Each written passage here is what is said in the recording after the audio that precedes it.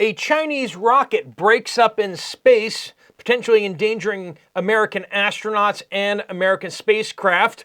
We have another incident coming out of the Middle East with the Houthis and regarding shipping. We have a bunch of reports on what's going on in American election system. We got some big updates there. Blockages to people protesting outside the Democratic National Convention. Basically, we're getting some discrimination there. Certain parties are being given permits to protest and others are not. We got a lot to talk about. That and a whole bunch of your updates coming from all over. Let's jump into it. Welcome to the Poplar Report. I'm Steve Poplar. I'm an accountant by trade. And these are your updates that you guys are sending in, the information about what's going on out there in the world and across the United States. Before we dive in, we do want to thank our sponsor, Genesis Gold Group. They help us, they help people with retirement accounts get over into gold, silver, and platinum. So if you're in stocks and bonds, you've seen this past week, it's been a little bit risky. If you want to get in something stable, something solid, like physical silver, that's one of my favorites. That's might be a thing to do. There'll be a link at the end of the video for you to find out more from Jonathan and his team. All right, so let's start off with this rocket breaking up. China launched their Long March 6A rocket into space just yesterday. A couple days ago. But we're getting reports on what this will mean for U.S. spacecraft and such. It's broken up into 300 trackable debris pieces in the low Earth orbit. It was carrying 12,000 sail satellites, and these 18 satellites, as well as the rocket itself, lost control, and they are now just flying around the world at thousands of miles per hour, waiting to slam into something. And that is definitely a big, big deal. 300 trackable pieces. Any one of them, if they come in contact with a spacecraft, could very well just demolish the spacecraft. So that is below 800 kilometers and a major incident there. Getting over to the Middle East with the Houthis, we see that they are hard at work. They approached a cargo ship. This is from the UK MTO, warning, incident 106. Second update on this incident. Just the fact that we're on incident 106 says something, okay? But basically this cargo ship, in these reports, they don't actually say what cargo ship. They just identify the ship and then, whether it was a repeat incident on that ship. Well, the ship was approached by two small craft, white and black in color, each with 4 persons aboard. The persons on board the small craft are reported to be wearing white and yellow raincoats. They then fired an RPG at the ship, a rocket-propelled grenade. It exploded in close proximity, quote-unquote, close proximity to the vessel. They thought they were out of it. The master reports a further attack, master of the vessel, right, by missile exploding in close proximity to the, so they shot at by a long-distance missile. The vessel and crew are reported safe, and the vessel is proceeding to its next port of call.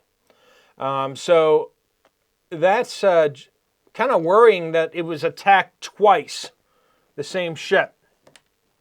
They try once, they fail, they try again. All right, so we got the DNC going to be, the Democratic National Convention is going to meet in Chicago. Of course, they already know who their selection is, and they actually are already going to make that official before the convention so that she can be on the ballot in a bunch of these places. But interestingly enough, we see anti-Jewish protesters have been given all the protest permits that they want, But there was the pro-Israel protests that have been refused pretty much all permits. And so they have tried to get permits for similar scope, similar, but not the same times, so that there isn't a concern of the pro-Palestinians being, at the same place at the same time with the pro-Israel protesters. But for several weeks, the city of Chicago has been sitting on a request from pro-Israel group to hold a solidarity march during the Democratic National Convention, even as it has granted permission for a coalition of pro-Palestinian activists to demonstrate when the proceedings kick off later this month. The Israel American Council, a nonprofit organization representing Israeli Americans that seeks to strengthen ties between the U.S. and Israel, filed 2 applications with Chicago's Department of Transportation at the beginning of July. But with just under 2 weeks remaining until the convention, the IAC has yet to receive an answer from the city despite following up via phone and email. And just one thing after the next. The Democrats do not want to, they couldn't have Shapiro, the governor of Pennsylvania, as their VP because that would be, he was too Jewish. Let's just put it that way. He was too Jewish for them to select him as the VP. And you can't tell me that's any other reason other than that. That's the reason. They chose this left-winger instead, Walz. Interesting filing just came out from Warner Brothers. They just wrote off $9.1 billion, basically admitting that CNN is effectively worthless, that they don't expect value from it in the form of money. CNN is not going to make them money for years. And so they finally wrote down basically on their asset sheets, they have to say like, this business is worth this much and this business is worth this much. And they had to take down their assets to be in line with reality. They took CNN, one of their assets, down to being worth nothing because it's just not going to generate any revenue for them, and they can't really sell it for anything. I don't know. I bet we could scrounge up a couple $100,000 to buy CNN amongst us, maybe.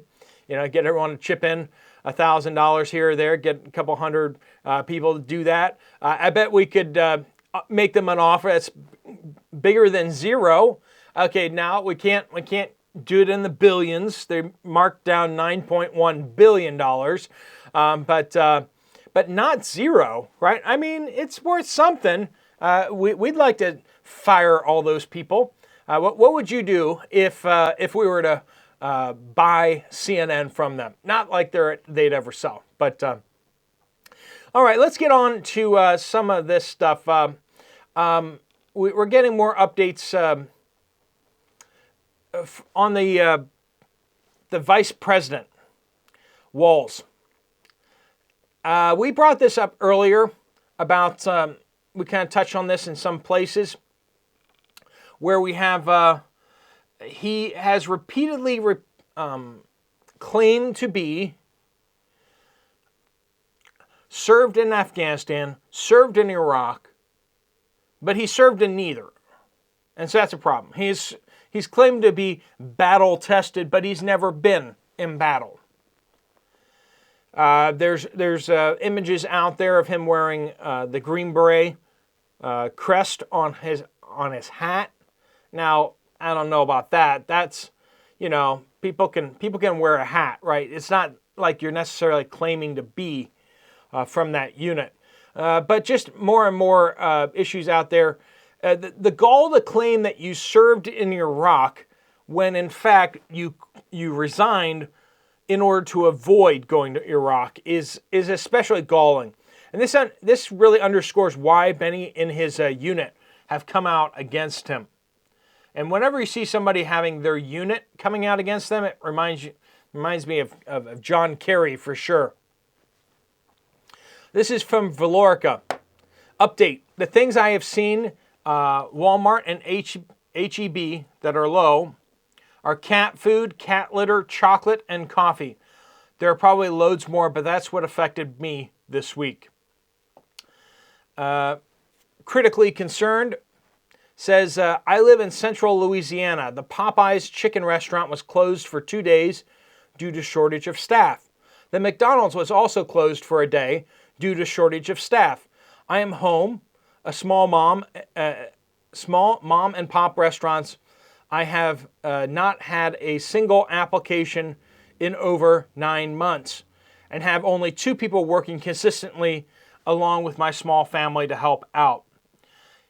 Hasn't had a single application in 9 months.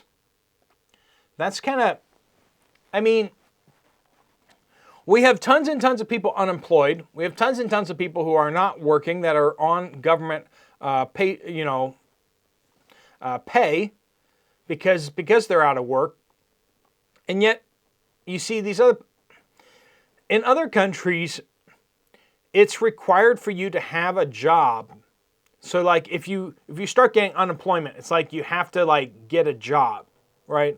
If you're taking welfare, you have to get a job. And they understand that you're taking like a job well below, what you got fired from or whatever, and they do assist you, but they require you to at least get something temporarily until you find another equivalent job, right?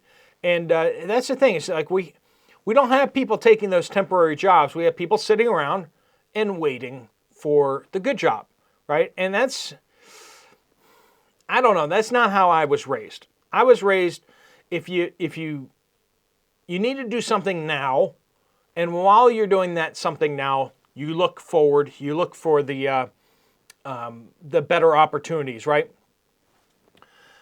This is from Brad. Update.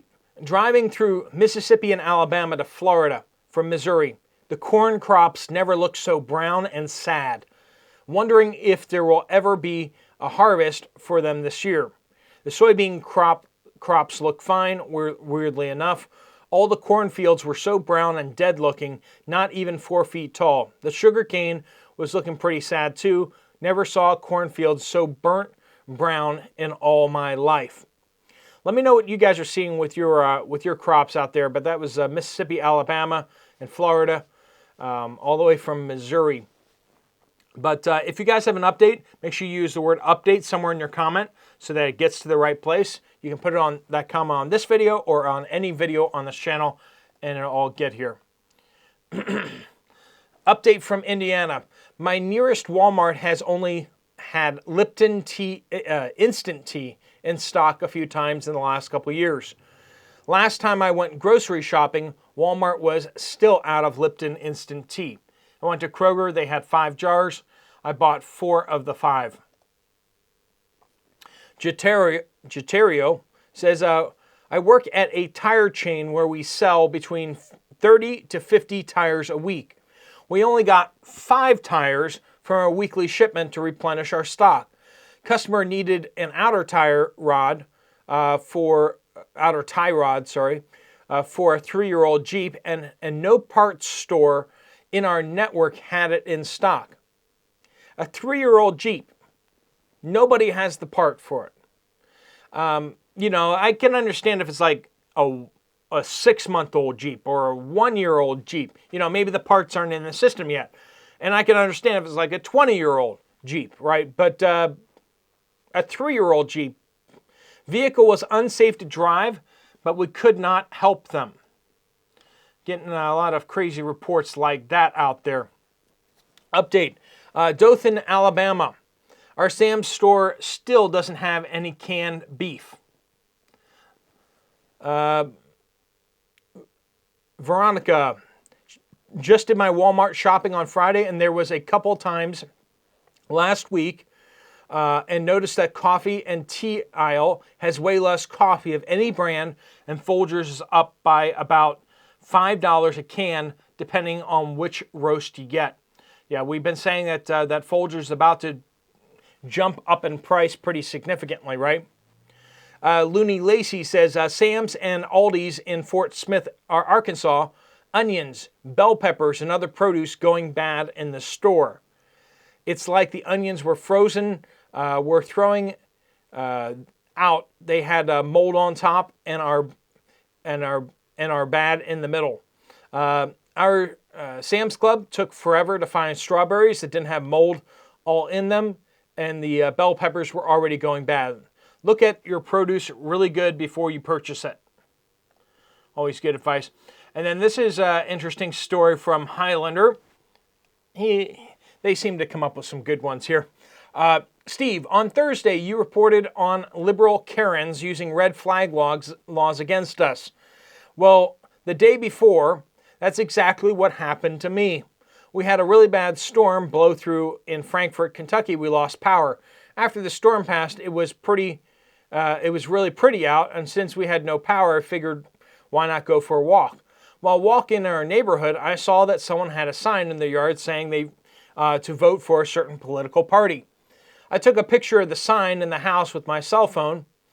We do recommend that as you see these yard signs go out there, either take pictures or get a log of houses in your neighborhood that are very strongly either for your persuasion politically or very against your persuasion politically. I took a picture of the sign in the house with my cell phone while still walking on the sidewalk and resumed our family walk. Within 5 minutes, a cop shows up saying that they got a call wanting to know why I was taking a picture of someone's house. Being the informed citizen and constitutional auditor, when the situation presents itself, I handled it. But there are already officers in certain cities, if not most cities, who will arrest you because they got a call, even if you're not breaking the law. Even as a back the blue guy, I have found this to be the case. Better figure out who your neighbors are now, ladies and gents. Indeed, and also learn who your officers are, right? Learn who's actually going to go to bat for you in your police office, right? Know your local sheriff. Know the people that are in the law enforcement, because I just saw a video yesterday that they had a really good point. They said, the biggest threat to you security-wise is not going to be the blue hair and the green-haired idiots who can't figure out which bathroom to use, right? They're not going to be the ones who are going to come marching out to your house and drag you out. They can't figure out how to do that. But the people they hire, the mercenaries they hire, the useful idiots, so to speak, who will do their bidding, those people don't have to be blue hair whack jobs, right? They can be normal, ordinary people who just want a paycheck, who just want money. They could be people from Alabama who got hired and just work, and they just want the contract, and you are the contract, and they're gonna take you out just to get their contract. That's the dangerous thing. Or whether they're coming from South Africa, or whether they're coming from another country, and they don't give a flying flip about you. They don't care about your constitutional rights. They're getting paid to do this job. And that's what makes these people so dangerous. It's not just that they pose a physical threat to you, but their finances, their money can buy that threat to you. Or if they can get their hands on the controls of government, they can use government and its military and police against you. We just saw Scott Riggs had his house raided just the other day because the FBI thinks that he did something wrong. What did he do wrong according to the FBI? We don't know, because the FBI won't comment on an active investigation. At the end of the day, are we going to see that as another political prosecution? Maybe. Could very well be. Might be legitimate, possibly, but I'm not trusting these guys anymore. They've done enough shady stuff to their political opponents that I don't trust them anymore. All right, friends, thanks for stopping in and joining with us. If you want to check out another video from this channel, there's one right up there. If you want to get some more information from Genesis Gold, just fill out the form here, and they'll get in contact with you, and they'll answer your questions. No commitments necessary on that, just for a chat. All right, friends, thanks so much for watching. Steve Poplar of the Poplar Report, out.